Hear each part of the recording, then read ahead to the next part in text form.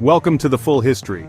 Today we dive into the twisted, extravagant, and downright scandalous world of ancient Rome.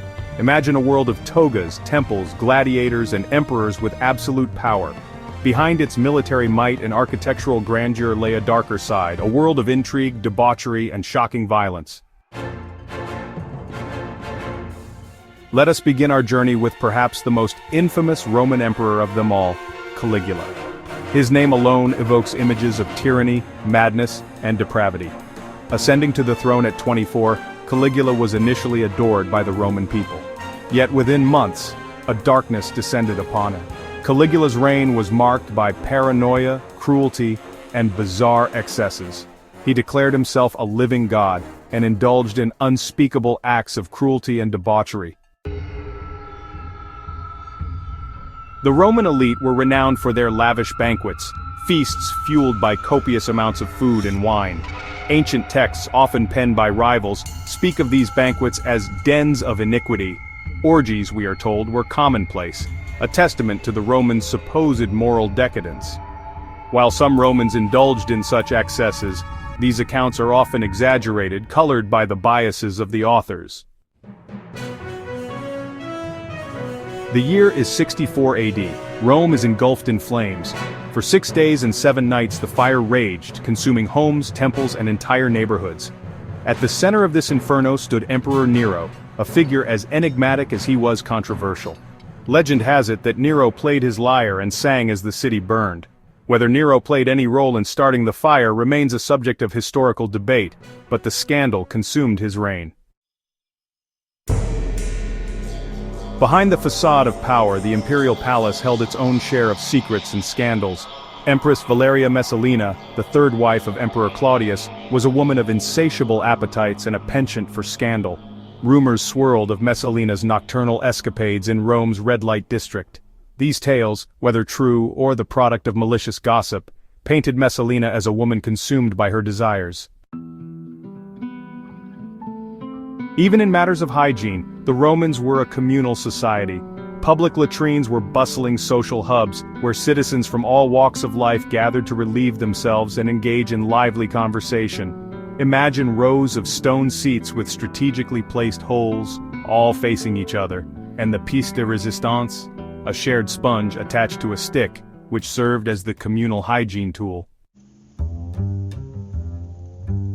The Ides of March, March 15, 44 BC, a date etched in infamy. On this day, Gaius Julius Caesar, the most powerful man in Rome, met his end in a brutal fashion. Picture the Senate chamber, transformed into a scene of chaos and violence.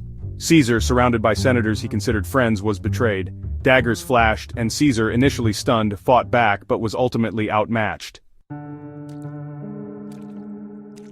The Romans held a surprisingly complex view of sexuality. Emperor Nero, renowned for his excesses, engaged in public marriage ceremonies with 2 different men. These were not mere dalliances but openly celebrated relationships. Nero's actions shocked even the most liberal of his contemporaries. The Colosseum, a symbol of the empire's insatiable thirst for blood and spectacle. Within its walls, gladiators fought to the death, and the roar of the crowd echoed throughout the city. Emperor Commodus, unlike his philosopher-emperor father, indulged his fantasies of being a gladiator. Clad in gladiator armor, Commodus would stride into the arena battling hapless opponents. His actions horrified the senators but delighted the plebeians. Few figures embody the ruthless ambition of the Julio-Claudian dynasty like Agrippina the Younger. The great niece of Augustus, sister of Caligula, wife of Claudius, and mother of Nero, Agrippina's life was a tapestry of power and manipulation. She used her lineage and ruthlessness to navigate Roman politics. Her marriage to Claudius was a strategic alliance. Rumors of poisoned mushrooms sealed Claudius's fate and paved the way for Nero's ascension. You've heard the tales of Roman excess, of feasts so extreme that guests would retire to a vomitorium to purge themselves. But the vomitorium was not a chunder chamber.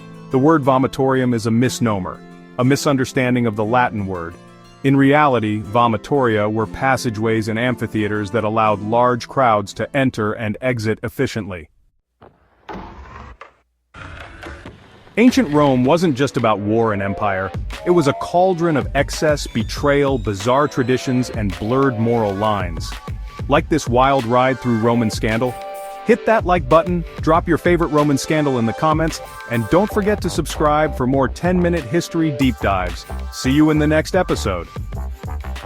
The stories of Rome serve as a reminder that the past was often just as messy, strange, and downright scandalous as the present.